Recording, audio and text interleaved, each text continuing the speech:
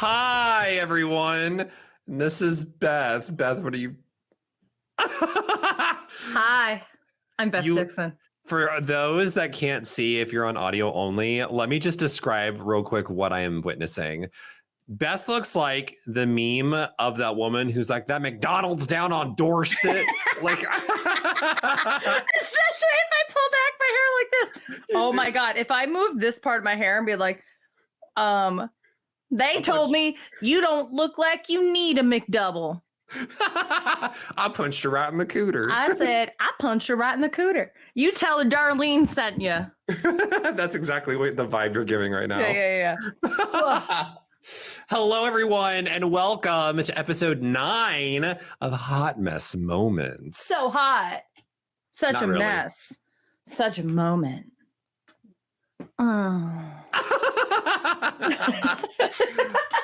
What's great about this is I'm recording this podcast at my parents' house with my brother and my sister-in-law in their like little apartment downstairs. My parents are upstairs and I'm in the middle acting a fool because that's who I am. And I don't care my mouth. And I apologize for anyone that's watching on video because I am looking very burnt because I went kayaking for like 6 hours today. 7 hours. It was a long time. So I was kayaking for a while. I put on 5 different times, different sunscreen, and it did not work because your girl is toasty. I would also like to say that I like that you are apologizing for looking like slightly like you have color. Meanwhile, this is my hair, and I'm just like, deal with it. Yeah.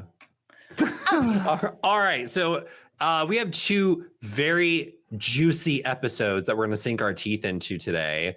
And I cannot wait to talk about this episode of The Nanny. And I cannot wait to hear your theories about this episode of Lost, because did I not warn you? This is like the start of the second arc. So, I mean, this is just a little precursor because we obviously are going to talk about The Nanny first. We always talk about The Nanny first and Lost second. But I fully was just like, Dylan, can we watch the next episode last night? I so did not want it to stop. So we will get to that. But first, we have The Nanny-in-law, which is episode 10 of The Nanny. As you guys remember, we are now not on the same numbers of episodes between The Nanny and Lost because I was like extra and said, let's watch 2 episodes for our jam-packed extra episode last week. But The Nanny, this episode's really, I kind of said last week it might be a little bit more Maxwell-centered. I kind of... After watching it again, I don't know if I really agree with that. I really feel like it's a Fran-centered episode at the end of the day. I feel like there's like, I don't know if it has a centered to it. It's just kind of like there's different parts of Maxwell, Fran, and Nanny Mueller, and they've got Niles. the look you are giving right now. Yes, girl, serve it. Also, okay, full disclosure, the reason why my hair looks like this is because it has a lot of product in it. It has a lot of hairspray because I tried to make it look like a blown back effect for a stream, and well, it's a mess, and I also just don't care. Yeah, so it looks that's good. What we're at. I dig it. Also, we forgot to do our intro. So hello, everyone. My name is 8-Bit Dylan, aka Dylan Zahner. You can go check me out at 8-Bit Dylan. Beth. Yes, my name is Beth Dixon, also known as Augusta Wind 11 on Twitch, Twitter, Instagram, all the good socials, and you can check me out there as well. If you are paying attention to this, the week that we put this out there, which would be Thursday, the 27th. The 27th. Yeah. I just also want to push out there that I helped to organize and plan a charity event on Twitch. So if you are interested in supporting Black Girls Code, an organization that aims to provide funding for teaching girls in grades 7 through 12 about coding, specifically Black girls, because we want to show them that the STEM field and coding and computer science is for them just as much as anybody else, and we want to empower them to go into the STEM field. Then please consider making a donation. As of tonight, we actually have just reached halfway through our $2,500 goal. And if you have Pokemon Sword or Shield with a donation, you actually get to battle the other gym leaders in my Pokemon League that I've put together. It's a lot of fun, which are all different streamers. So I hope that you enjoy this. But anyway, but yes, we are covering episode 10 of The Nanny. It's called The Nanny-in-law, which has special guest playing Nanny Mueller. Oh my God. Cloris Leachman, rest in peace. She did pass away this past January, but is a legend. And actually, I didn't realize this until I looked it up after the fact, holds the record with Julia Louis-Dreyfus of being the most decorated Emmy actress in history. Wow, that is impressive. So impressive work there. We also you might know her from various different roles. I think one of her more famous roles is playing Frau Blucher in Young Frankenstein. Nay! Sorry, I had to put the horse effect. If you know Young Frankenstein, then you get it. But because Blucher means glue in German. But anyway. Can I just say it's so sad. Cloris Leachman has had an amazing star-studded career in her entire life. Totally. And the first movie I thought of when I saw her in this was Scary Movie 4. You know that I love Scary Movie, but I hate that I was like, oh, it's Cloris Leachman from Scary Movie 4, and I was like, I just said that. Yeah, you're kind of what's ruining America. I'm sorry about it. It's true. Yeah. Especially because she gets pee sponged on her face at one point in the film. I would like to point out, Dylan decided to say that line when I was drinking lemon seltzer. So thank you welcome for that. Also sponsor us, seltzer companies. Hey. Yes. This one is Canada Dry. It's not as good as Polar Seltzer. Hit me up. Canada Dry, though, close second for me. Okay. I do like it. All right. Cool. So, in this episode of The Nanny, it wasn't a bad episode. I actually very much enjoyed it. I really loved the funny character moments. Everyone had a good character beat in this episode. I think if I had to give this one downside, is the fact that by the end of it, it's weird. I don't think it really went anywhere. So it's not a really plot driven one. How do we get Cloris Leachman on our show? Yeah. And make it worth her time. And then also at the same time, just kind of showcase slight relationship development between some of the characters. And that's pretty much it. Yeah, I'll get into that whole Maxwell Fran thing, but because Nanny Mueller shows up. Nanny Mueller makes an impact within the family. Fran has an emotional moment with Nanny Mueller. The Nanny Mueller leaves, and I was just I guess there was there. I will talk a little bit later in this when we get to when Cece shows up in it, where I think the message that they were obviously trying to say in this specific episode. This is, I think, more of a message episode than it was a plot episode. Yeah. But so basically, what starts out is I'm going to give my synopsis. I'll give my rating at the end because I think our conversation might change how I think about this episode. Okay. So we start off with this episode, and Fran shows up in this really ugly outfit with these two stick figures, one on either side of her torso. It's so ugly. I hated it. And so Cloris Leachman shows up as Nanny Mueller, and Nanny Mueller is the nanny of Maxwell, and basically was the woman that raised Maxwell because Maxwell's parents weren't there to raise him. So he has a very close connection with Nanny Mueller. The kids, on the other hand, seem very meh about Nanny Mueller because she is essentially a more strict nanny. She's on point. Yeah. She's military driven almost in that regard. She's very old school. So she comes from this idea that, again, we talked about this a few weeks ago, but this idea that like, if you are of a wealthier class, especially when you were in like, you know, the UK, like Maxwell grew up in, there's a sense of like what your responsibilities are and what you're supposed to do and act in a certain way, even as a child. And so she's there to kind of enforce that stereotype to grow and make sure that Maxwell grows into like the man he's expected to be by, you know, she's the one that's instilling that in him. And then his parents are very, very hands off, because what we kind of assume here is that, and we kind of get that line where Maxwell and Cece, who were both talking about their nannies, are like, I don't know where our parents were. You know, and that is kind of typical. It's a stereotype, but it was kind of typical, especially in the, you know, later 20th century. And I don't know how stereotypical it is for today, but. Well, that's actually the message I was going to get at later, but we'll talk about it now, because I clearly think that this was an episode where they were like, let's talk about the fact that once you become successful and your life becomes driven about money, it's hard to recenter your focus on your family, which is what we see Maxwell's family has done and Cece's family has done. Cece has this weird codependence with nannies. Like the way that she treats Nanny Mueller is like really weird. You're like, okay, girl, you've got serious mommy daddy issues that you need to deal with.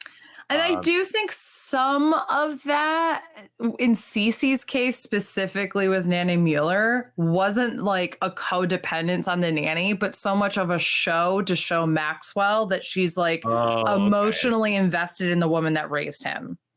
That makes total sense, actually. I wasn't seeing it from that lens. I was seeing it. So that's why, like, I guess this is like reshaping how I thought about it, because that was one of my weird issues that I had with this episode as well, is we saw like Maxwell and Cece act kind of out of character around this nanny.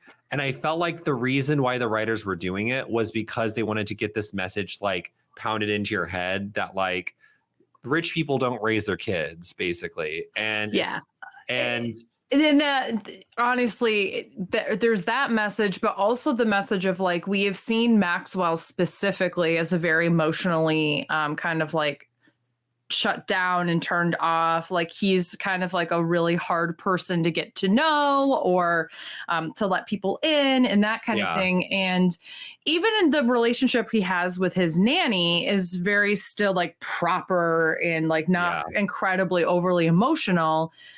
But you can see him kind of revert into this like, well, we have to do what my nanny says kind of role. And this kind of infantile reaction to having his like childhood nanny come back into his life. And part of that too is the comedy of it, right? Where you have Cloris Leachman, you know, who's playing this German nanny coming in and say, this is proper, this is how we do things, blah, blah, blah, blah, blah. And Maxwell's like, yes, yes, yes. And, you know, Fran, you could learn some things. So take note of what she's doing and blah, blah, blah, blah, blah. And part of that, yes, is to pound the message in, but I think it's more to pound the message in about Maxwell's background, about why he might be a little bit emotionally checked out sometimes, about why it's taking him so long to connect with his kids, because he didn't have that connection with his parents growing up. You know, where he got his nurturing from, like it's from this woman who was not necessarily a part of his family. And yet the nanny that is raising his kids is very differently connected in an emotional way to his kids, in that he kind of discovers at the end of the episode, like, oh, okay, like I actually prefer the way that Fran is raising my kids, and that I kind of wish that there was that connection there. Like you don't hear him say that, but that's just kind of like what they're heavily inferring with the episode. And plus I know he's gonna like Fran more because he got to try her out for the weekend. Just like how Niles was trying Nanny Mueller out for the weekend. I'm not gonna lie, it's been a long time since I watched this episode, and as soon as I saw him go upstairs with her, I was like, oh my god, I forgot about this. And unfortunately Dylan wasn't watching this with his camera on, so I couldn't watch your reactions to it, but thankfully our friend Stefan, who's edited for us before, was watching and was like and freaking out. So I got like my fix of like someone who's watching it for the first time really enjoying it. Yeah, for context, my husband and I did a baking stream, so my camera was in the other room when we started watching it, and I was like, you should have heard me. I was shocked you couldn't hear me on my husband's microphone that was like down the hall. I was like, oh my god! I was like, Niall is fucking Cloris Leachman. It's also one of those weird things. So like, I'm going to put, this isn't a spoiler in any way. It's just something to like look out for in the future. It's very clear that they didn't know what to do. They love Daniel Davis, who plays Niles, for the first couple of seasons. And even sometimes at the end, it's clear that they don't know how to project his age because they wanted the character to be the same age as Maxwell, but he's older than Maxwell in real life, and he looks older than Maxwell in real life as well. So they have this weird moment where sometimes it'll be like, oh, that butler boy who always followed you around, Maxwell, and pretend like they're the same age. And then other times, like in this episode, he's clearly like fucking the nanny who like...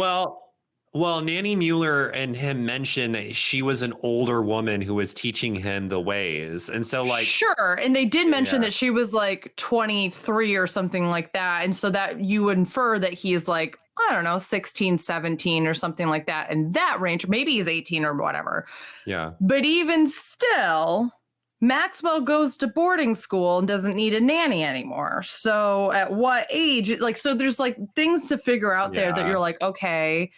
it's less about what the age was between Niles and Cloris Leachman and more about what is the age difference between Niles and Maxwell in this situation. Yeah, I'm curious about that.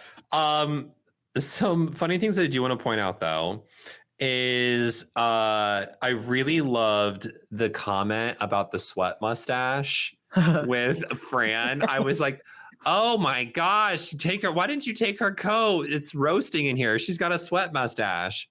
And then she gets up close. Oh, never mind. Yeah. Oh, never mind. The way she says that, it's just like, oh, oops.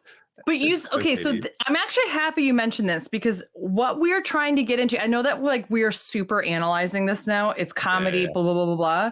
But what we're starting to see Fran do are these little looks to the camera or off to the side, not to the camera, but like away from everybody else, but like over here. So it's not quite breaking the fourth wall, but she does this in a very I Love Lucy, Lucille Ball kind of way, which is Lucy Liu. Oh my God. That killed me last week. But she does these looks where like she'll say something and then there's like a little afterthought or something like that. And like that beat and that thing is starting to get developed. And that is like, when you think about the nanny, it's that kind of thing that you think about with Fran. That little physical comedy with her face and like her inflections of her tone and such that we didn't have much of before, like the last couple episodes. And like, this is the first episode, like that we really start to see that. And she does them multiple times. Some other fun things that I want to point out. We didn't really go through the plot, but the plot is pretty generic. It's but some funny moments that I want to point out is poor Gracie's hair in that kitchen when the nanny is trying to give her that Farrah Fawcett look, and I'm like, no, not Farrah Fawcett. I thought she said Farrah Fawcett. No, Michelle Pfeiffer. Oh, Farrah Fawcett would have been like feathered waved over here. What she was trying to look like was Michelle Pfeiffer in like the late 80s, early 90s. Yeah. I don't know why. I heard Michelle Pfeiffer. I wrote Farrah Fawcett.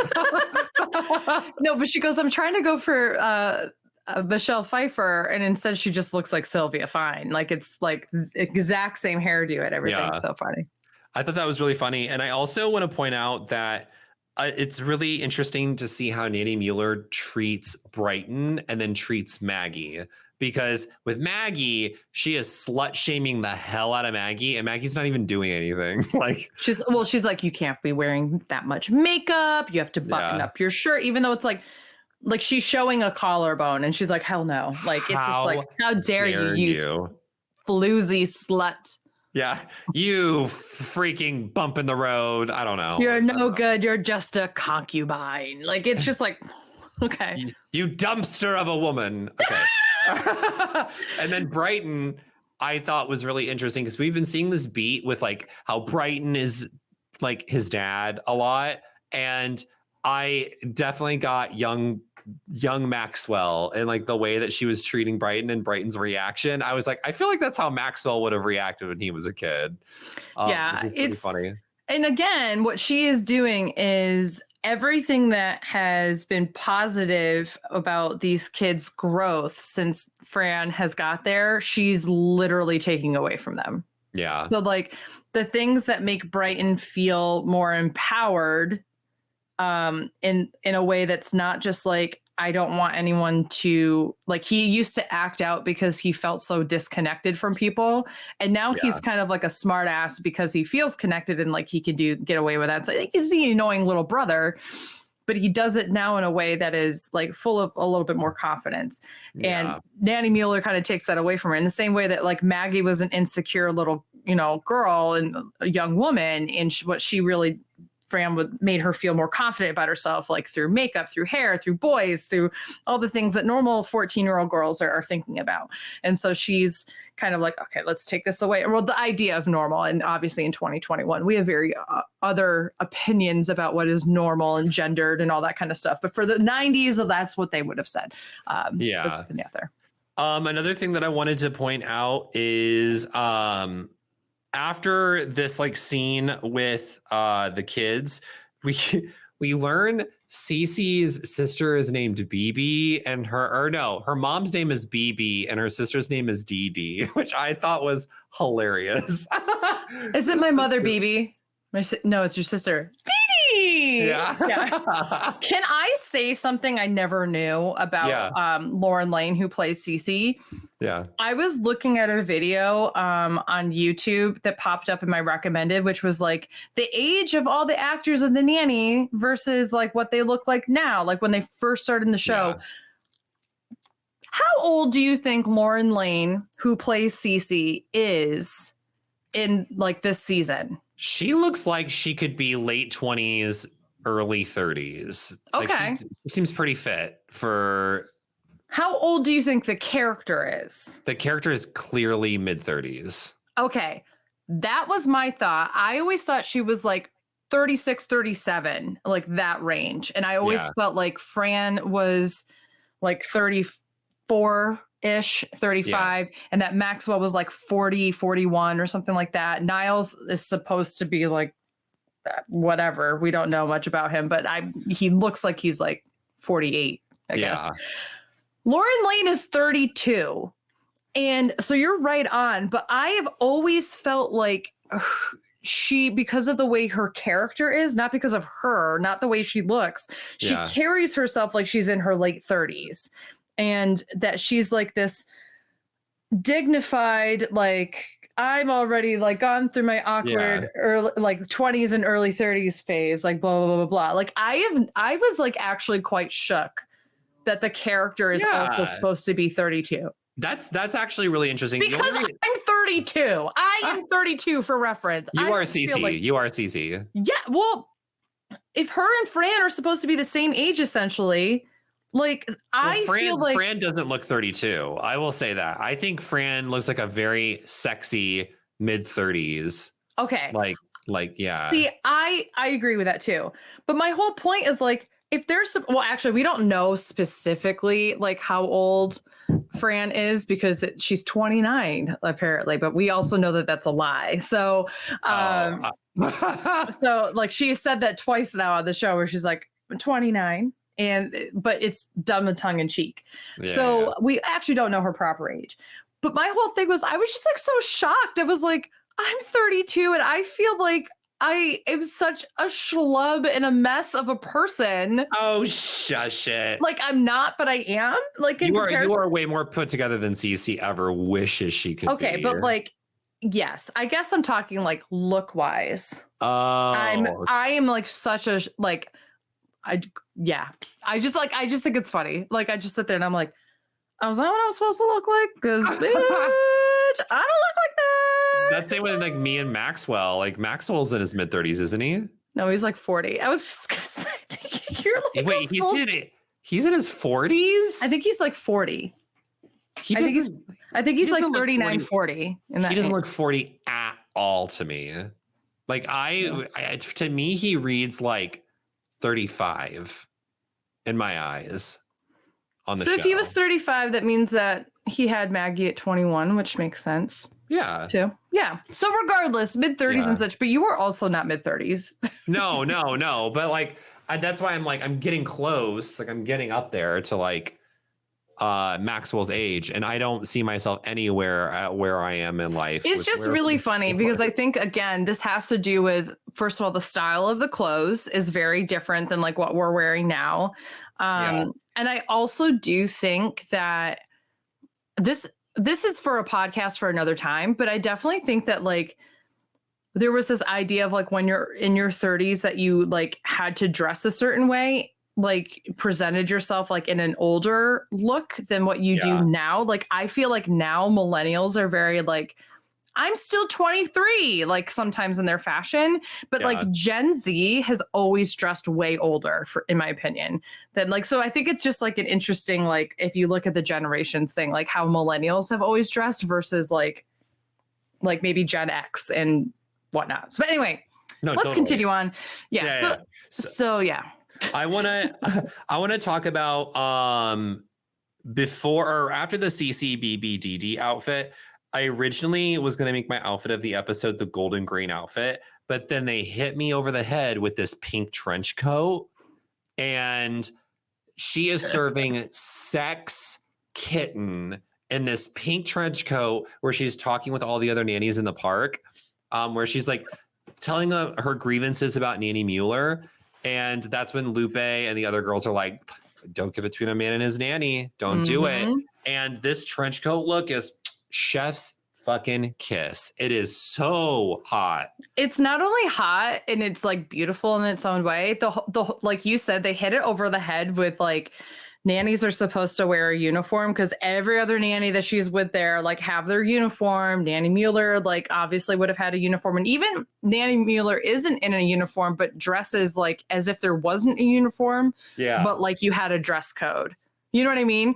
So like, and we all know that Fran is not going to dress that way. So like they even have that tongue-in-cheek moment where she was like, I wouldn't be caught dead wearing a uniform. And then they're all kind of like, look at this, I'm wearing a uniform. She's like, well, you know what I mean. It looks cute on you. It looks good on you. Yeah.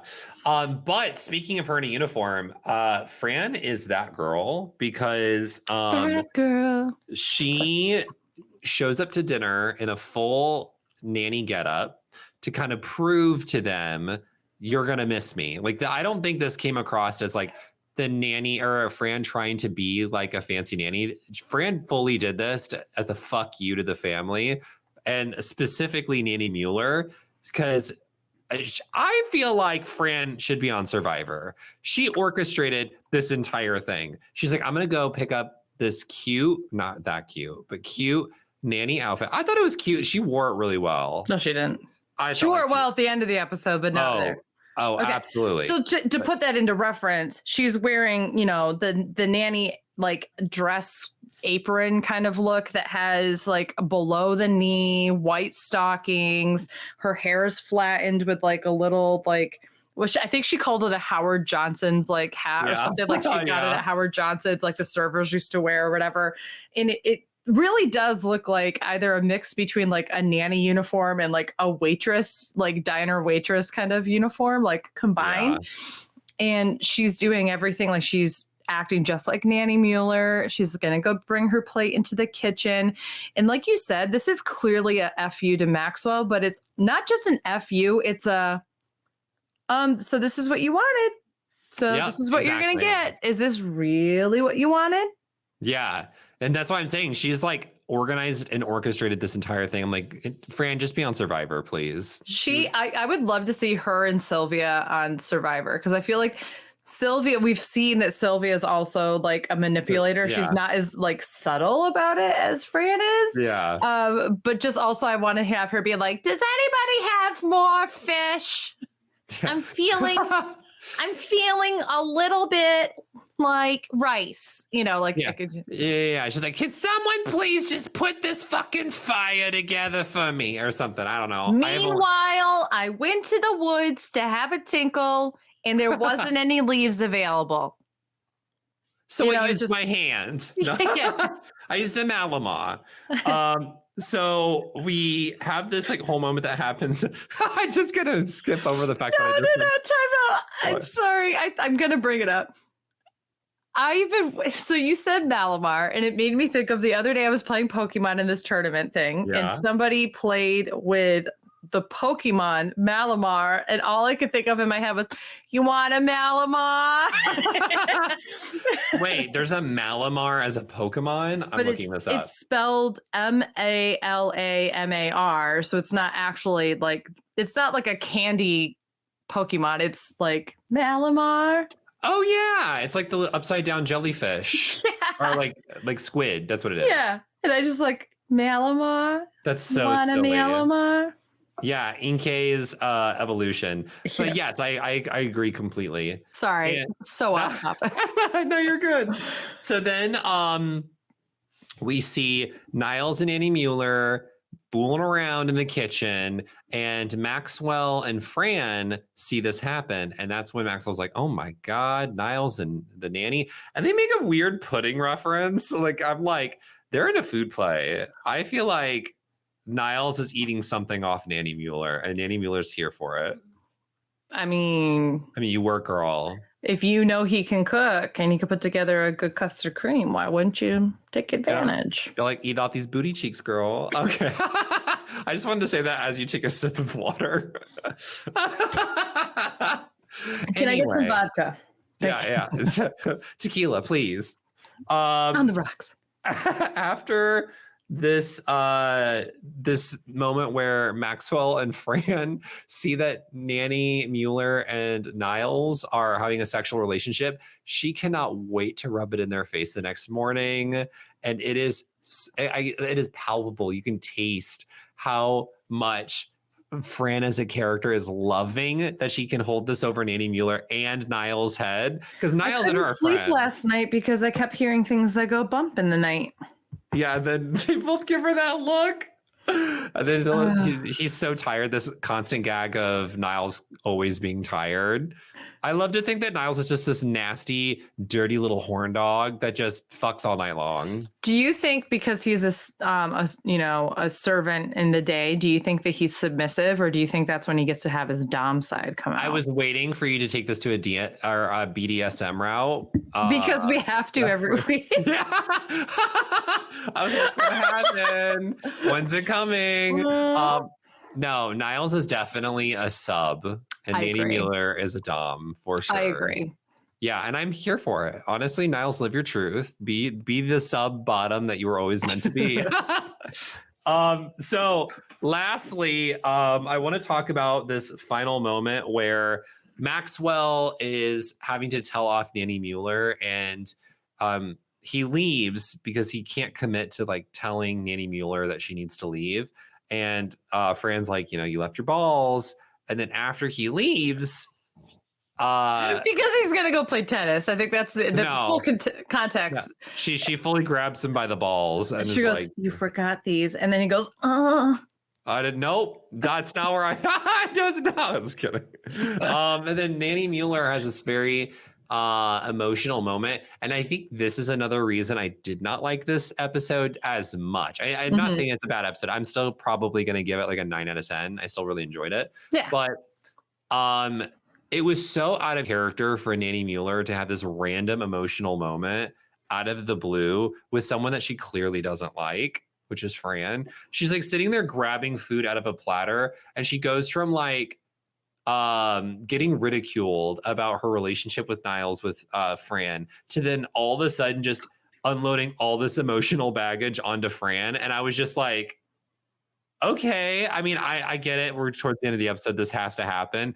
But I'm also like, where is this coming from? Like your character clearly doesn't like Fran. I think it comes from the idea that it's not that she doesn't like Fran because she doesn't feel like Fran knows what she's doing, and Fran, and she gets this sense that Fran, which is true, like Fran is challenging her and thinks that she knows everything, and she's like, you don't know everything.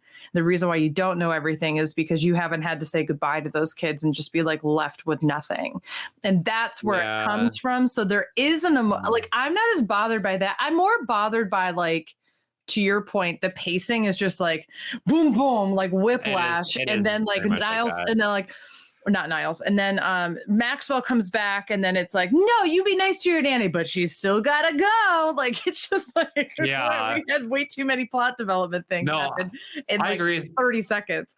I agree with that. I think for me, it was weird because we had seen up until that point that Nanny Mueller was not she wasn't so much wanting to teach Fran to be a good nanny. She just wanted to step in and be the nanny. And so it was kind of weird to have this moment at the very end of the episode where Nanny Mueller is having this very deep emotional talk with Fran. And I'm like, I feel like Nanny Mueller as a character would have just been like, I hate you, bye, and like just left. And like, I think it would have made it stronger if instead of Nanny Mueller talking only to the children, if she had turned to Fran and been like, I don't know why you're allowing Maggie to wear this much makeup. It's not proper. And like trying to like have those moments like after she deals with the children where she turns to Fran and tries to like teach her in that moment. Instead, what ends up happening is that it's very passive aggressive, that she's like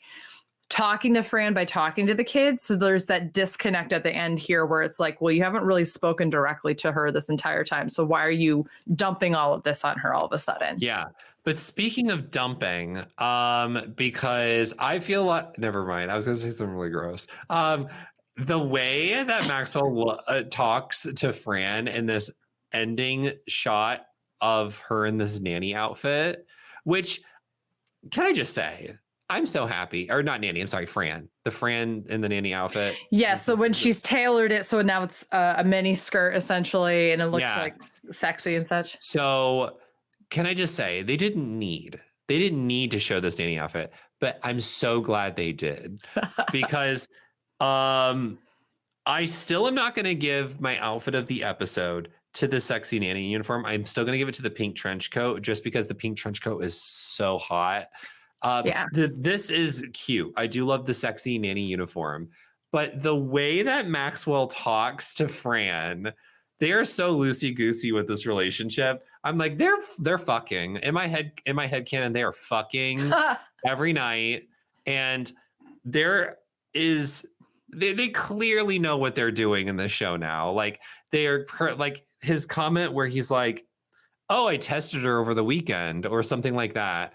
And the audience is like, oh, they're freaking out. They know what they're like. We're going to put in as many like sexual references between Maxwell and Fran just to get the audience going. And so do you think they actually have fucked?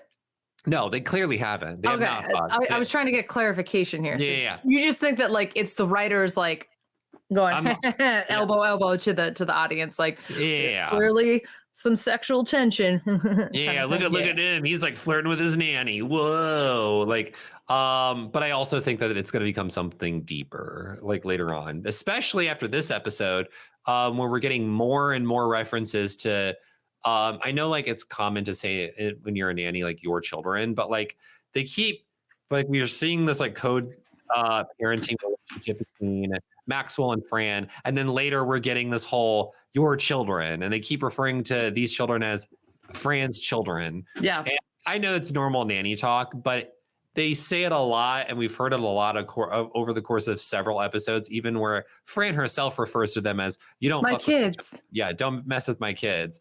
Yeah. I'm like, we get it, but I love it. Keep giving me. Yeah. But at the overall, I think that this episode is a 9 out of 10 for me. Okay. I really enjoyed it. think Cloris Leachman is a legend and made this episode. So my MVP is actually going to go to Nanny Mueller. Yeah. Because I love Nanny Mueller as a character, especially for a one-off character. I doubt we're going to see Nanny Mueller again, but you never know. And I think like her character is just so silly, so over the top. And the cream of the crop is she's fucking Niles. And that just like sent it over the edge to me. Also, just like props to Niles for getting laid. Yes, absolutely. Yeah. My LVP is likely going to go to Maxwell this episode because he was kind of a whiny baby.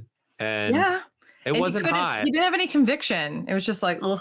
Yeah, the only time that it was hot was when he said, I tried her out for the weekend. And I literally wrote, oh my God, that's so hot. Or at the very end of the episode when she's going up the stairs, she goes, now I can get rid of this nanny uniform. And he goes, no rush. You can hold on to that. And it's just like, oh. Yeah. And then when he's like, take off that uniform to her, like when she's wearing. Yeah. Oh, Mr. Sheffield. Oh, Mr. Sheffield. And I'm just like, ah. So wait, I have to ask, do you know now, like before you watched The Nanny, did you ever hear people when they were talking about The Nanny immediately just go, Mr. Sheffield, oh, Mr. Sheffield, whenever they were referencing? Oh, okay.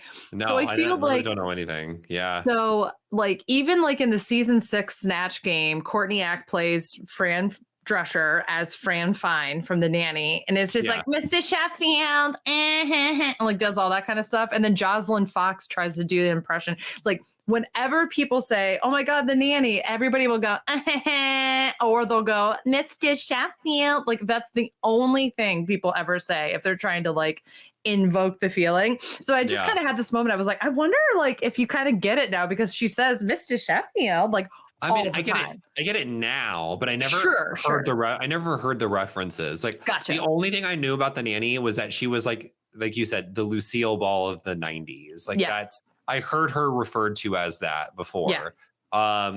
So yeah, that was this episode of The Nanny, and I very much enjoyed it. But Lost. Wait, I have to say it. Previously on Lost. Okay. So I was laying in bed watching this last night as we watched the episode. I had a pad of paper and a pen sitting next to me, and I never once touched it. Partially because I was laying in bed and forgot I had it next to me. But the other part because I was so enthralled with this episode that I literally couldn't like take notes. Like I just wanted to watch. I didn't want my eyes to be peeled away from it. Yeah. This was the Saeed centered episode. And I don't even know how to begin talking about this. I think it makes sense to talk about Saeed's present day journey and then the flashbacks that Saeed had, because I don't see that the flashbacks were as important as what we're seeing currently. I think it's important to talk about them, but just like, I don't think it plays as much of a role with what happens. And then we can talk about the golf, which I guess is the only other thing that's going on in this episode. I want to see if you picked up on this. So the writer of this episode was the same one who wrote Walkabout, which is also like a really well structured episode. Did you notice that this episode was specifically structured very differently than any episode thus far? Like there was like flashbacks that fed into present day, weaved into side story, weaved back into present day. It wasn't like so much where past episodes we've had like, here is a scene with these characters. Here is a scene with these characters. Now we have a flashback back to that original character. Here's a B plot. It was like, this was mixed with this. We'd had a little bit of this, and then it would go back to we that. saw Saeed for a solid like 20 minutes before we even saw another character, I felt like. And I think part of like even the way in which they would go to flashbacks, I feel like in past episodes, what you saw was either that character like looking off and then it would go into like a flashback, or a flashback would happen and it would like come back in and focus on that person's face or like what they're doing. And in the beginning, it was actually hard to realize if you were in a flashback or if you were in current day. So like, let's get into this. So as we know, at the end of last episode, Saeed, after torturing Sawyer, can't really live with himself and doesn't really trust himself to kind of go to that place. He had promised himself he would never torture somebody again. And we get the feeling after this episode, it's because, was her name Nadia? Yep, Nadia. Because of Nadia, which we find out is the woman's photograph who he has in his possession. That I think Boone found it on the plane, or somebody found it, or Claire. I can't remember. One of the other characters found it on the plane and gave it to him, and he thanked them. And so he has her photo, and I think there are pieces of paper, and on the back of her photo is something written. And none of us can read it, and I don't know which language it's written in. It's whatever the Iraqi language is, but I don't know. I can look it up. If it's like Sanskrit, if it's Arabic, if that's the same thing. I'm actually very ignorant on this, so I'm not going to pretend like I know. But regardless, so that's written on the back. So we know that he's going, and his idea was to walk around the island from the beach, like shallow jungle area where he can still see the water, so that he can get an understanding and try to map out the island, see if he can find either other people or the transceiver and that kind of thing. And he ends up on the beach discovering a cable. And he was like, oh my gosh, as I am, like this could lead somewhere. So he follows the cable and he finds like a little tripwire. And as he by the way he goes over the tripwire is so extra. Like he's just like, oh, there's a tripwire that's 3 inches off the ground. Let me bring my knee to my chin both times to go over it. And I was like, we get it, Saeed. Like it's not a hurdle. It's this high off the ground. Like but he does it so dramatically, but he ends up in a trap anyway. And he gets, it's rigged up and he goes up to the top. He's hanging by his foot, and he is the next thing we notice, this is where I thought maybe it was a flashback. Also, by the way, and I made a reaction to this, like when he gets trapped, he swings forward and gets a branch or something lodged into him, and he like immediately pulls it out while he's dangling, which I'm like, what is it with these characters not following basic first aid, which is if you have something stabbed in you, unless you're in a place where you can have doctors or somebody like immediately help to try to like make sure you don't bleed out from it. You keep it in your body.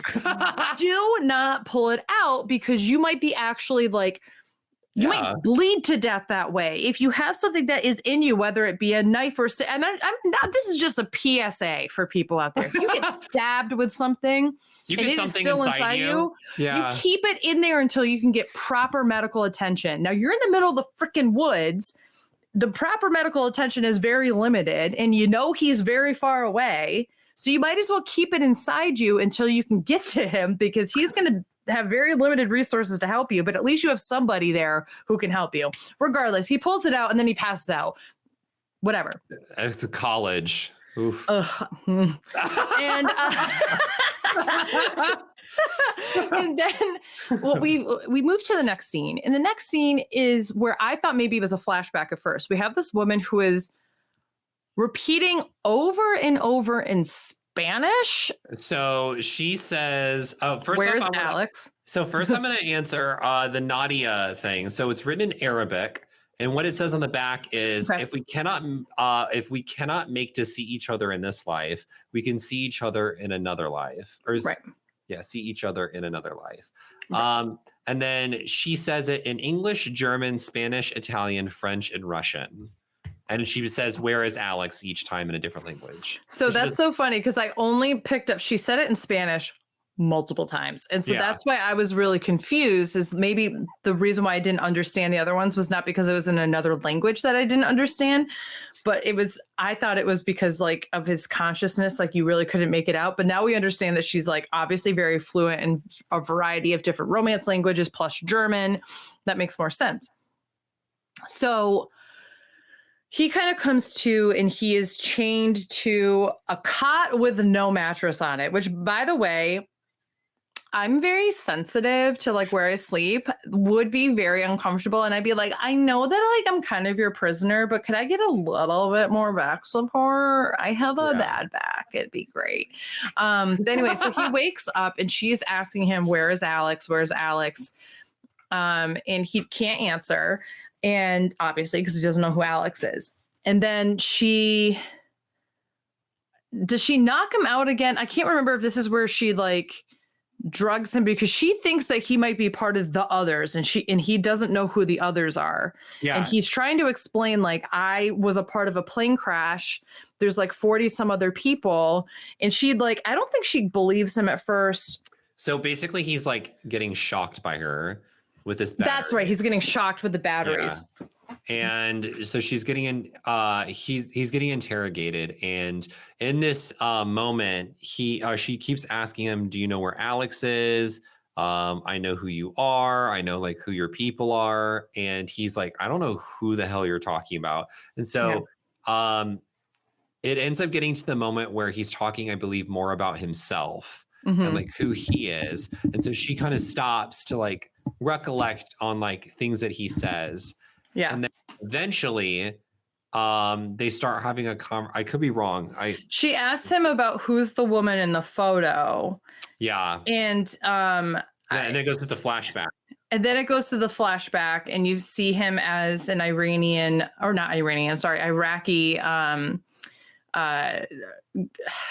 I don't know, like if he's a commander or what at this point. You see, this is about where he's about to get promoted. Yeah, he's torturing somebody during an interrogation, and his superior officer like says he does a good job. He's going to get a promotion to this communications thing, and like you see him make eye contact with this woman who we find out is Nadia as she's being taken into like an interrogation area, and she's his new assignment to interrogate. And we find out that she recognizes Saeed. He doesn't really recognize her at first, but that they went to school with each other. She's a part of some resistance. There was a bombing. They want information out of her because they think that she was either knows something about the bombing or was involved with it, and she refuses. And it's clear that she's very anti the like Federation, in that, I mean, he's literally in the military, so very like, it's not that he's pro Federation in terms of like,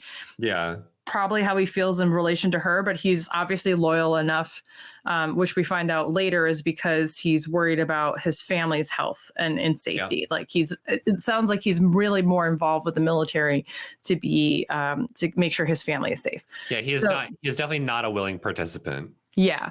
So his assignment is to torture her, which he tells her, like, if you don't give me information, I am going to torture her. I am going to hurt you.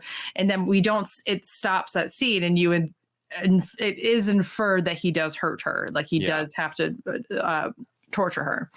And then it goes back and we see Saeed wake up, and now he is sitting up in a chair. In this, we assume it's like some kind of hut or a bunker or something like that, which she has all of these different things. Like clearly we saw these like what look like car batteries and cables, and there's a couple guns on the wall, and just like there's some supplies, and you're like, okay, well, she's well outfitted here. And then we also find out that she is the woman, and from the beginning, I forgot to mention this, that is the woman who put out the transceiver message in French, and that she said, wow, it's been 16 years already. I can't believe it. And they start to have a little bit more of a rapport with each other, where it's like she kind of trusts him a little bit more. And she mentions that she was married to a guy named Robert, that they were on a ship. And can I just say, I'm also loving that you're remembering all of this. You have no notes in front of you. Queen. Thank you. Mm-hmm. You know what my favorite animal is an elephant. Hey, anyway. Hey. And they remember. That's what I was going with that. So she is saying like, yes, I had my husband and all the others that we were with, like they kind of like crashed. It sounds like there's a weird. I'll explain exactly what she said. Thank you. And I want to get your thoughts on this, because it's kind of like This is the most information we've ever really been given by a single character on what could be going on here. Right. There's a lot to break it down. Yeah. So she mentions that she was here with a science team on a mission that was not to come to this island specifically. They were supposed to go somewhere else. And they got caught in a storm and they crashed on this island. Their boat was completely unusable. Like there was no hope in like fixing the ship. So she had been on this island for 2 months before shit started happening. So basically what happened is she went to something that she refers to as the Black Rock. And she mentions something about the others who were carriers of a sickness of some sort or were sick in some variety. And then she said, Saeed asks, who are these others? And she mentions, oh, I've never seen them. I can hear them in the jungle. I hear their whispers in the jungle. And we'll cover it like towards the end where Saeed hears the whispers in the jungle. I want to get your thoughts. What do you think, theory time, what do you think the Black Rock is? What do you think happened to her team? What is the sickness? Who are the others? And like, what are these whispers? Yeah. So I believe the others and the sickness are those that have deceased. Like, I think it's like the spirits that are on the island. I feel like Jack's father is an other. And I think that the others make up that like quote unquote shadow monster, invisible monster thing. Okay. And this is also really important because she says to Saeed at the end of the episode to like watch the people that you know very carefully, and that you can tell when people start kind of acting differently that they've been infected, so to say. So I do think that there's this idea that the spirits are trying to lure the people who aren't quote unquote sick, which if we're taking this place as kind of like a waiting place of purgatory kind of setting, like I have been having as a theory, it's like the idea, like it's like if you're it's like the river Styx in Greek mythology. Like this idea, like there were people who would try to like get you to go off of the boat and on your way down, like with Hades. Like it's like, or like not Hades isn't on the boat, but like you know, like going to Hades, like you're trying to get lured off, or it's almost like sirens. If you're doing Greek mythology again, who would be calling to soldiers, and they would like be so enticed by the songs and see these beautiful women that they'd get off, and then they would like kill them. Like that's my idea of this. And that like I am automatically really nervous about Locke then. And that Locke has like looked into the eye of the island and he sees like it's so great. And it also reminds me a lot of Bird Box. There were those people who are resistant to whatever this crazy monster thing is. They're still affected by it, but they don't want to kill themselves and die. But instead they become like, you have to look at it. It's so wonderful. Like, it's like those kind of things. And I immediately get triggered that like Locke is like one of those people that he's been, this island is healing. It will give you what you need and what you want. And like, but actually he's now like becoming infected with like the idea of the island, that he's probably going to be a bad force from the inside, but it's going to be too late until people recognize. So that's like my initial theories of like who the others are. I think it's those that have passed, that have created this kind of shadow monster thing that can interact with the physical nature of this island. They're the ones probably who are making it rain. They can do all these different kinds of things. It's like they're in control of the island. Yeah. That's my initial theories on this until we see and learn a little bit more. I want to also get your thoughts. What do you think the Black Rock is? I have no idea. I literally, when she told me that, thought it was like a rock that was like on the beach that they crashed on. So I don't really know too much about the Black Rock, but I wouldn't be shocked if like it obviously holds a little bit more. Like maybe it's not on the beach, maybe it's in the jungle somewhere. Like I really didn't get a good sense of like where it is. I thought she said they crashed upon it, which is why I thought like what she had said is she had been coming back from the Black Rock, or she was referencing like it had been somewhere that her and her team had gone, and they had gone to the Black Rock. They were coming back, and then that's when shit started going down. Because she mentions she ended up having to shoot Robert because Yeah, because Yeah. he was acting strange and such, or something like that. Yeah, she refers to it as like it was a sickness that she didn't want to get spread off the island. Right. Yeah, she's like, if I were to get rescued, I don't want this sickness to spread elsewhere. Right. Yeah. So in that sense, then it makes me think that maybe it's like some kind of like mountain or something. Like, you know how people will call mountains rocks. I kind of have this feeling like maybe it's a mountain that they were like hiking up to. Maybe it's like they were trying to get a good surveillance of the island. If they were something like that. But if they're there for science, maybe it's also like they're trying to find a place for the transceivers, similar to like what Saeed's thought had been about getting up higher. So like that's what my initial thoughts were, if it's not something they crashed upon on the beach. Yeah. And that pretty much like covers the episode, but there is a very intense moment, or like not the episode, sorry, Saeed section. But there is one specific thing that I also want to point out is that Danielle,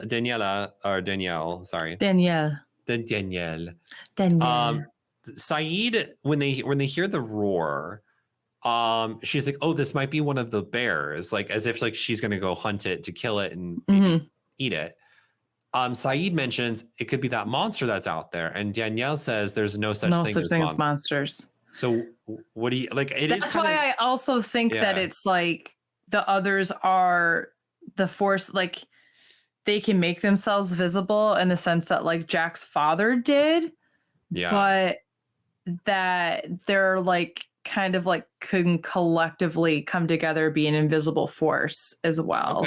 So I don't think it's that they're a monster as much as they're like, I don't know, like it's just like in another realm or physical. Yeah. Sure, I don't know. And then after there is a moment where Saeed and Danielle, after Saeed escapes, he has the gun pointed at her and he goes to try to shoot Rousseau. I'm going to call her Rousseau. I'm just used to calling this character Rousseau. Okay. That's like what he refers to her at the beginning. So Danielle Rousseau, he goes to try and shoot her and she's like, the firing pin's out. Robert made the same mistake. When they must have had a standoff like years ago, he made the same mistake, and that's when I had to shoot him, because that's when she knew that he was sick or something was wrong. And then Saeed says, but I'm not sick, and she goes, I know that. And so she knows that Saeed is not sick. But there's obviously this idea of like a lack of trust, but she also like, you can tell that she empathizes and she understands like why he wouldn't trust her and why he wants so desperate to get away and all those different kinds of things. I thought so much, because she saw the gun pointed, I thought she was going to like shoot, but it was going to go past Saeed and shoot like a bear or a creature that was behind him, and then be like, that's why we have to stick together. But basically at the end, like she's like kind of like, the reason why I'm keeping you is because I need someone to talk to. I need another person. And Saeed is like, but I need to get to the other people and give them information. And like, I can, like, he doesn't actually invite her to come with him at like that much.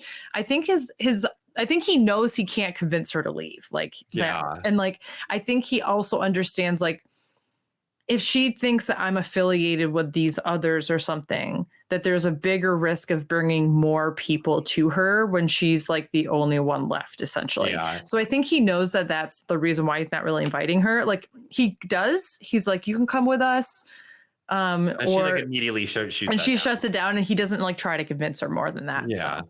And then we also get another reveal who Alex is, and it is Danielle's child.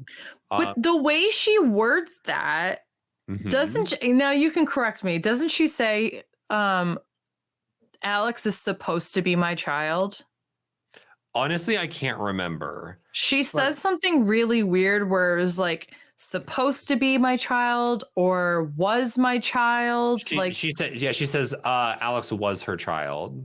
So my whole point then, this kind of takes me back to this idea that the dead are a part of the others, because it's clear that she thinks at first that Saeed might be a part of the others. And I think that Alex died because of the others, not because Alex was sick. And I also don't know. I am also convinced in this situation, this is the second time Saeed says automatically assume Alex is a boy. I think Alex is a girl. They never use pronouns, or she never uses pronouns for Alex. They never do. I think this is twice now where Saeed says, I'm going to find the guy that did this to me, the man who did this to me. And I'm like, I think it's going to be a woman. I said that like last week. Yeah. This week, he's like, who is Alex? Who is he? Who is he? And she doesn't say anything. And then the only other time she references Alex is she said, Alex was my child. Doesn't say was my son, was my daughter. But this makes me feel like it has to be a daughter, not a son in this situation. Okay. And so if it's been 16 years, if miraculously Alex is still alive, I don't know if Alex was a child or not. Presumably, if Alex is still alive and just like on the island somewhere, it could be an adult now.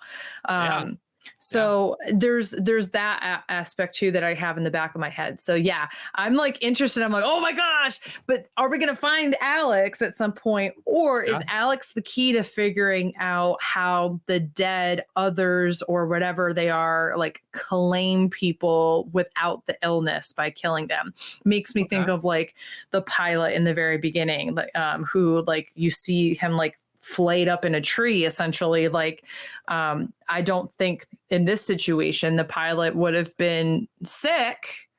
So it's like they claimed the pilot. Did they claim others on the island?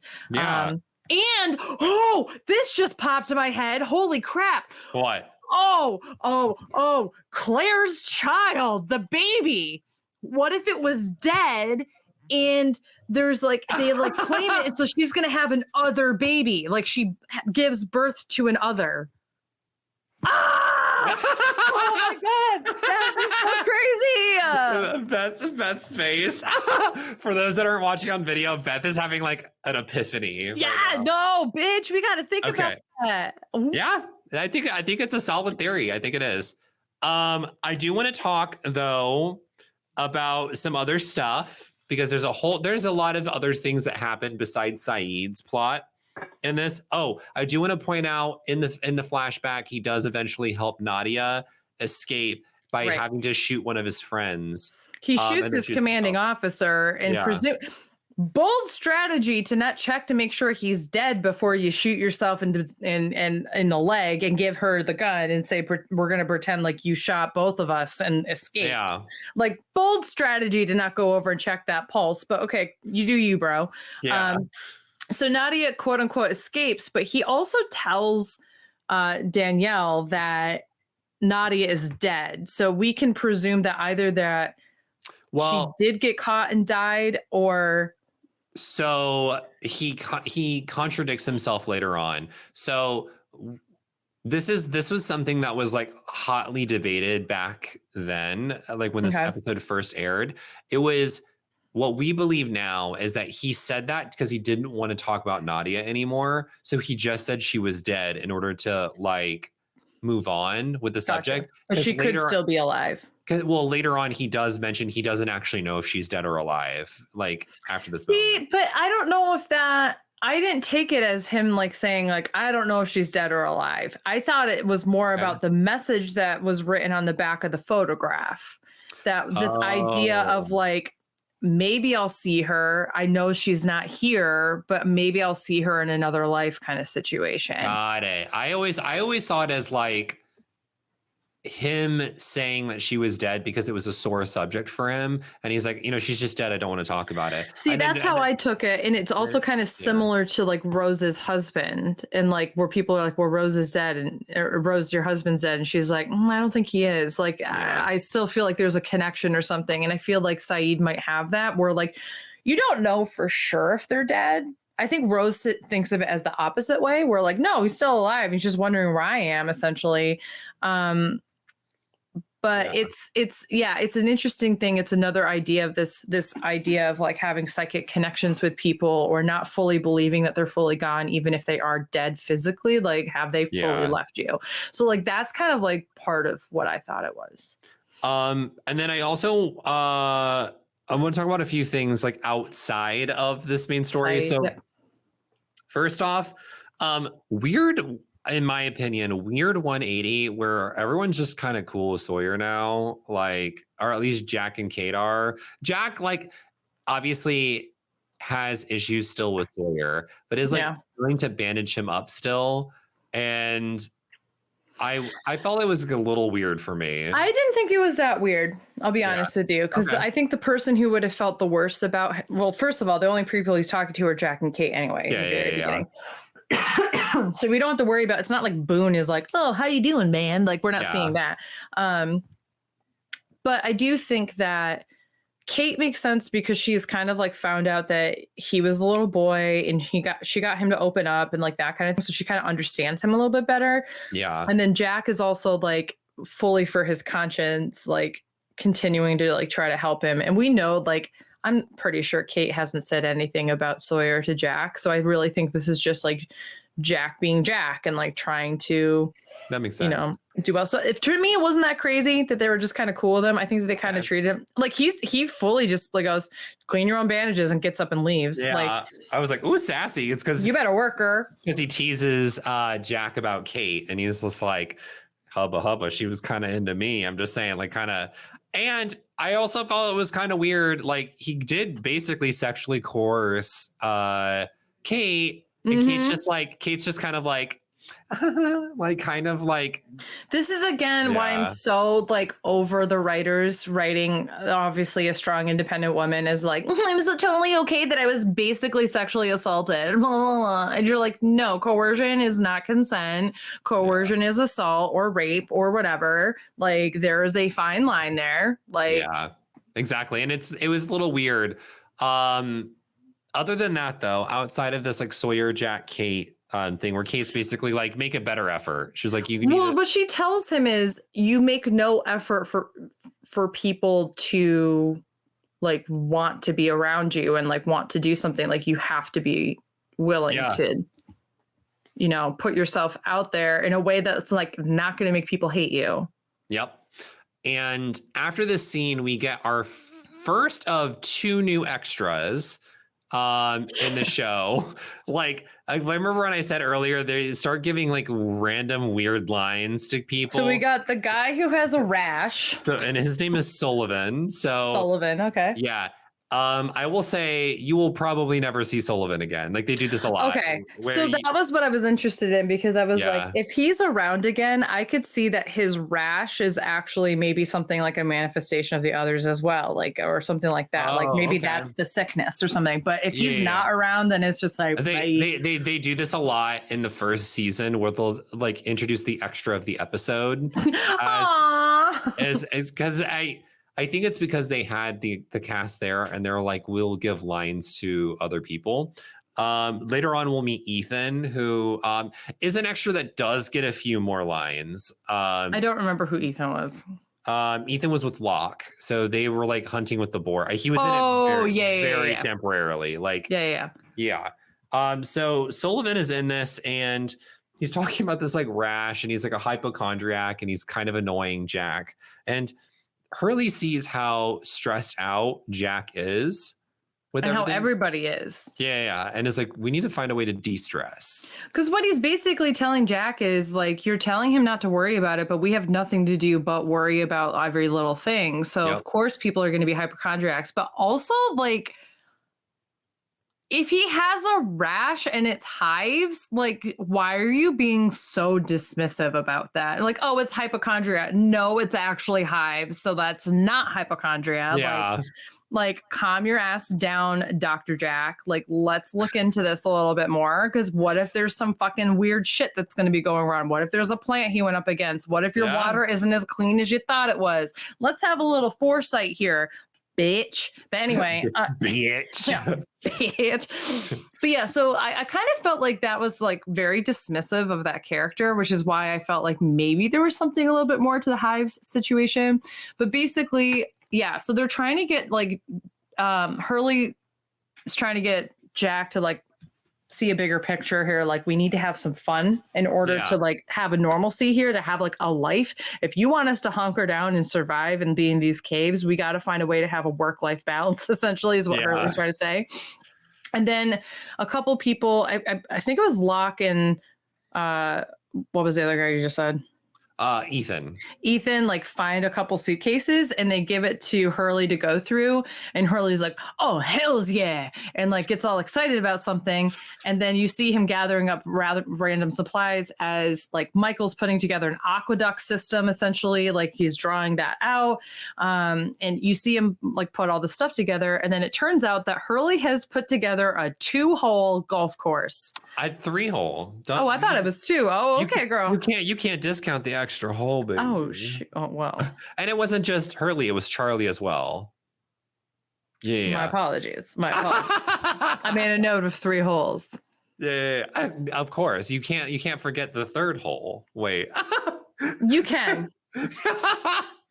As someone who has 3 holes, please forget the 3rd one. Like, I don't want you looking at that. I have pee that comes out of there and nothing else should go in or out. Thank you very much. Stop. Wait, can I tell you I have to tell everybody this. Okay. Oh God, what is it? There was this girl in health class. Yeah. I was a senior who had to wait until senior year to take health because of the way my schedule worked out. And so everybody in my class were first year, like freshmen in high school. Yeah. And I'm a senior. And this girl, we are taking health class and we get like a quiz of like the male and female sexual reproductive systems with lines that you had to label what was what, right? Yeah. With a word bank. So you got the word bank and then you had to put like what was what where, right? And the word bank was not specific to, you know, which system. It was just like, here's a word bank, put them in the right places in the right systems. Yeah. And so we go over this and this girl's sitting in front of me and she turns around to me and she's like, this is so hard. Do you know any of these? Meanwhile, I'm in AP bio. I'm like, yeah, I know. But she's like, what is the Vans deferens? And I was like, the Vans deferens. And I was like, okay. Well, and so then I realized like this wasn't going to be counting for anything. It was literally just like so the teacher could have a sense of where we were with our sexual reproductive health, which this girl was nowhere. And so we go through and she's like, can you help me? And I was like, yeah, no problem. She was like, so where is this? And I was like, yeah, the Vans deferens. It's that like little hole right there on the female one. And so and she was like, I know what the penis is. I was like, great. And she was like, and she goes, I know what the vagina is. And she didn't because she put it where the labia was. So we didn't know where the vagina was. So she got everything wrong because I just kept giving her the wrong answers. Oh my God, that is evil. And so what was great was when we got our papers back, she was like, oh my God, I only got like 3 right. And I was like, oh, I got 100. And she was like, but you gave me all the answers. And I was like, I really didn't. I think it's important that like you really pay attention to this or whatever. So one of the first things our teacher says afterwards, and she's like, now obviously one of the bigger things that's the difference between male and females is that males have 2 holes and females have 3. And she's like, turns around and looks at me. She's like, wait, what's she talking about? And I was like we have like 3 different holes down in our pelvic area. And I was like, well, you know, if you're female, you have 3 different holes down there. And she's like, but how do the boys only have 2? I was like, well, because like their pee and their semen come out of the same hole. Yeah. And then their ass has poop that comes out of it. And she's like, what about us? And I was like, well, we have a hole for pee, a hole for pleasure, or both the babies. Yeah. Or discharge or whatever's going to come out of that, and then a hole for poop.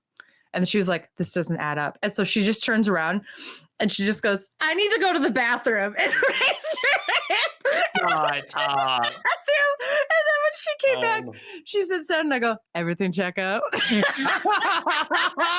But anyway, I had to tell that story.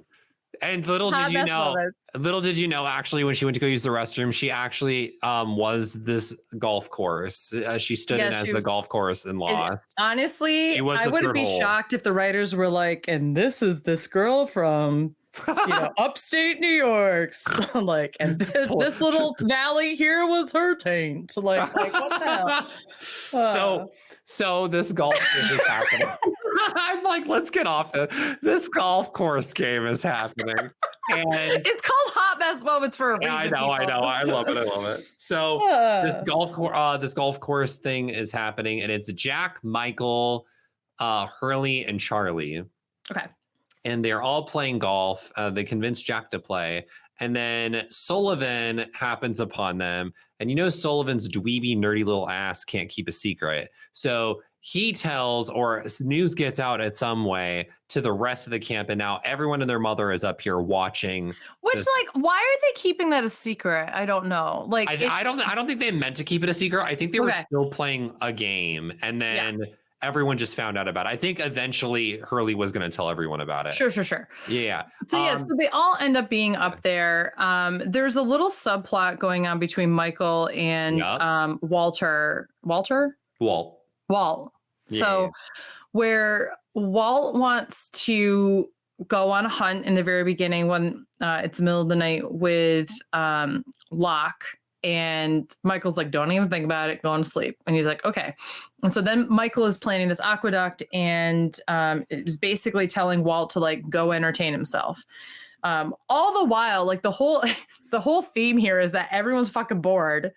Yeah. And everything that Walt wants to do, because he's a child, literally children's job at that age is to play, because that's how they grow and develop and learn and become creative and innovative, and their synapses grow together and all that kind of stuff. But that's being super suppressed on this island.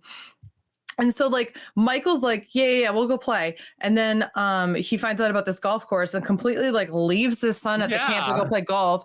Fucking he's literally the worst father. And then his son comes up and he's like, yeah, you want to try? Nobody would mind. And they're like, Michael, it's your turn.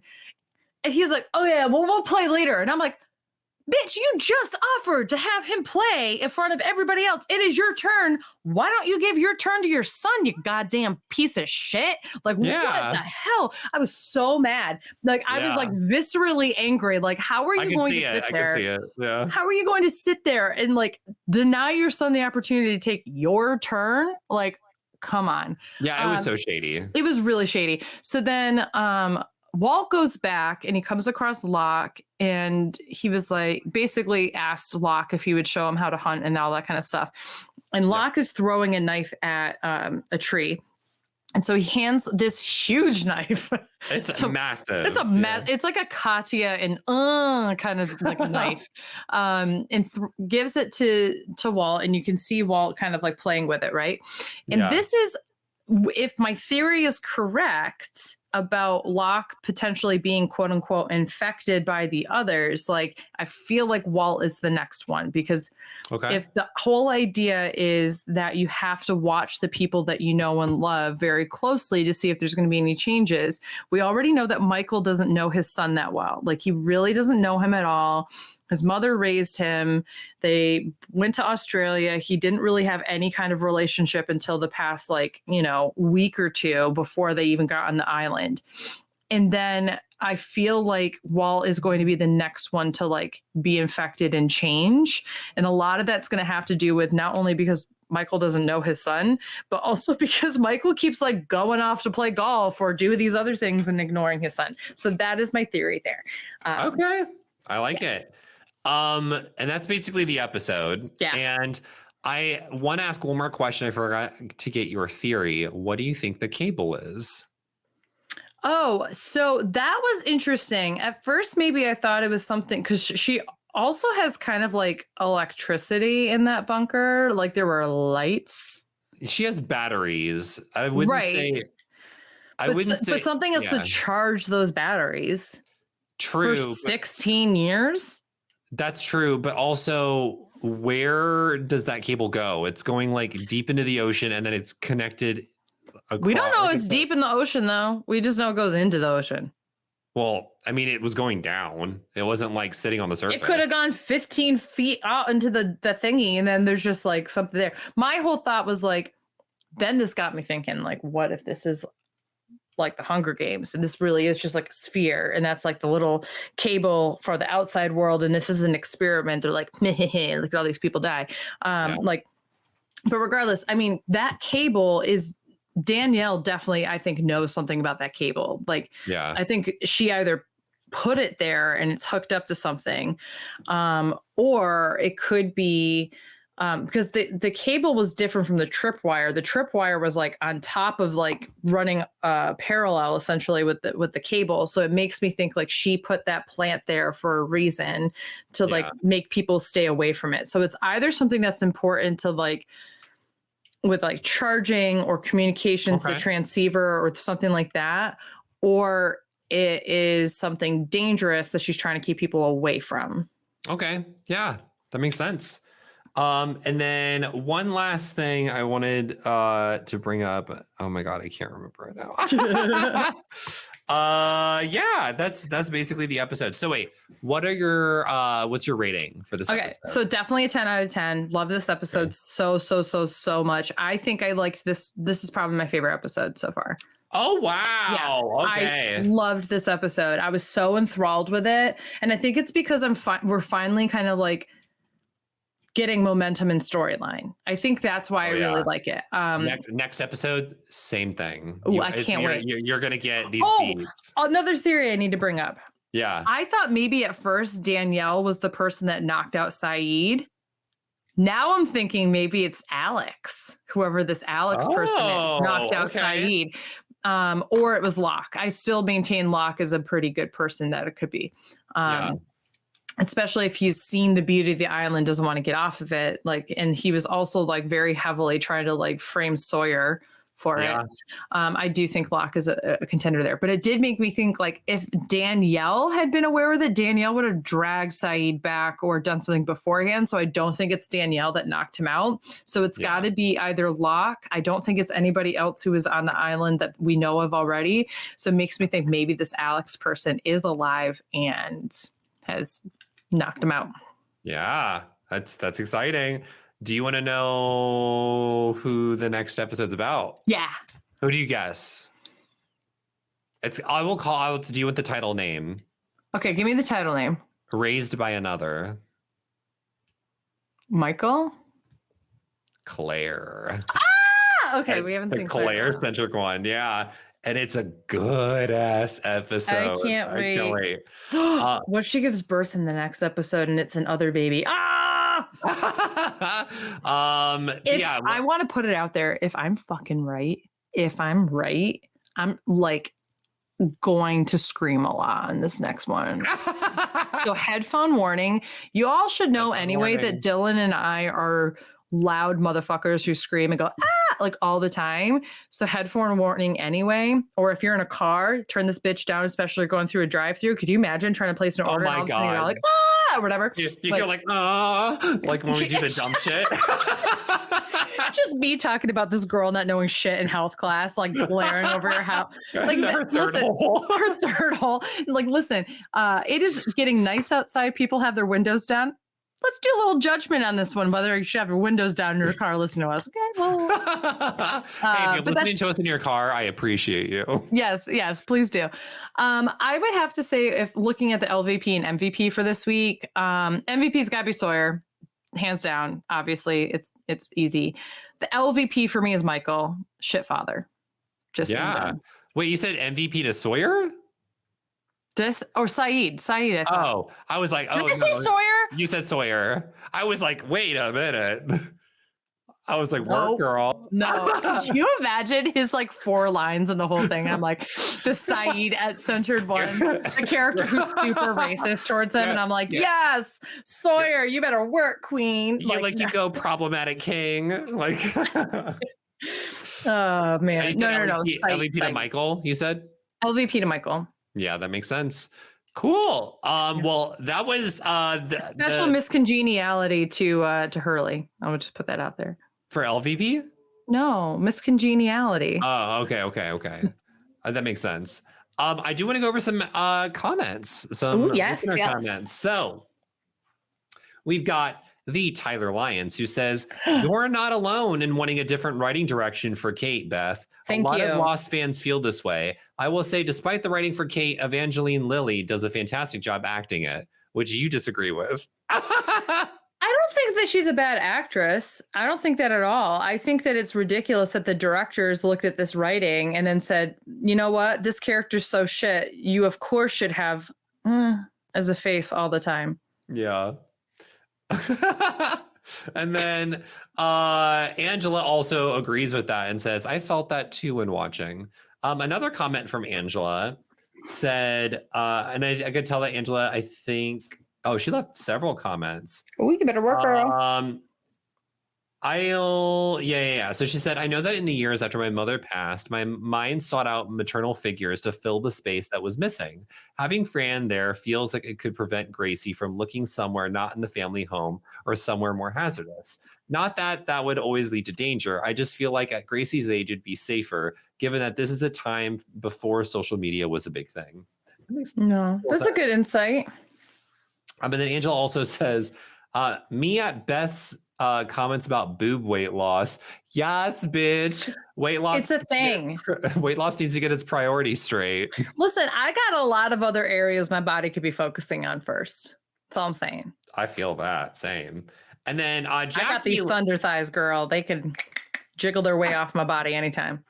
Hey, I could, I don't know, lose my stomach maybe. See, what y'all didn't see, I mean, you might have seen my arms do this, but I literally went, and I was like jiggling my thighs. He's so stupid.